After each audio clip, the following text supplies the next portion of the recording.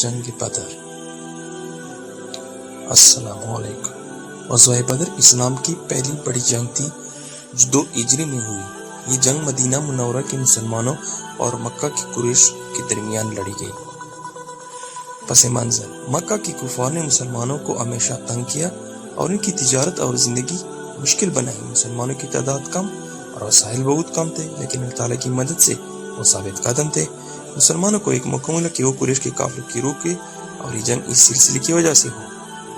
مسلمانوں کی تعداد تقریباً 313 صحابی، ہتھیار اور وسائل بہت کم لیکن ایمان بہت زیادہ۔ قریش کی فوج تعداد تقریباً 1000 سپاہی، وسائل اور ہتھیار مکمل تیار لیکن ایمان کم۔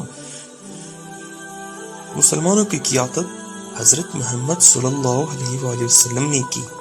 جنگ میں حضرت علی، حضرت حمزہ، حضرت ابوبکر، حضرت عمر جیسے صحابی نے بڑی بہادری دکھائی۔ جب مکہ کے کفار کو معلوم ہوا کہ مسلمان ان کی تجارتی قافلے کی طرف بڑھتے ہیں تو انہوں نے تقریباً 1000 کا لشکر تیار کیا۔ اسلحہ صرف 2 گھوڑوں کے ساتھ نکلے۔ مسلمان حضرت محمد صلی اللہ علیہ وسلم کے ہاتھ میں تھی قیادت۔ نبی صلی اللہ علیہ وسلم نے رات بھر دعا فرمائی، اے اللہ، آج یہ مٹھی بھر جماعت ہلاک ہوئی تو زمین پر تیرا نام لینے والا کوئی نہ ہو۔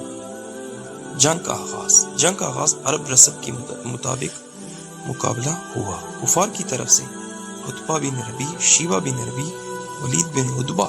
مسلمانوں کی طرف سے حضرت حمزہ، حضرت علی، حضرت عبیدہ۔ اللہ کی مدد۔ قرآن میں ذکر ہے کہ اللہ تعالیٰ نے فرشتے نازل فرمائے تاکہ مسلمانوں کی مدد کرے۔ جنگ کے دوران تیز آندھی اور ریت کے طوفان نے کفار کو پریشان کر دیا۔ کفار کا سردار ابو جہل بھی مارا گیا جو اسلام کا سب سے بڑا دشمن تھا۔ جنگ کا انجام: کفار کے تقریباً 70 آدمی مارے گئے، 70 قیدی بنائے گئے۔ مسلمانوں میں 14 صحابہ رضی اللہ عنہ شہید ہوئے۔ یہ مسلمانوں کی تاریخی فتح تھی۔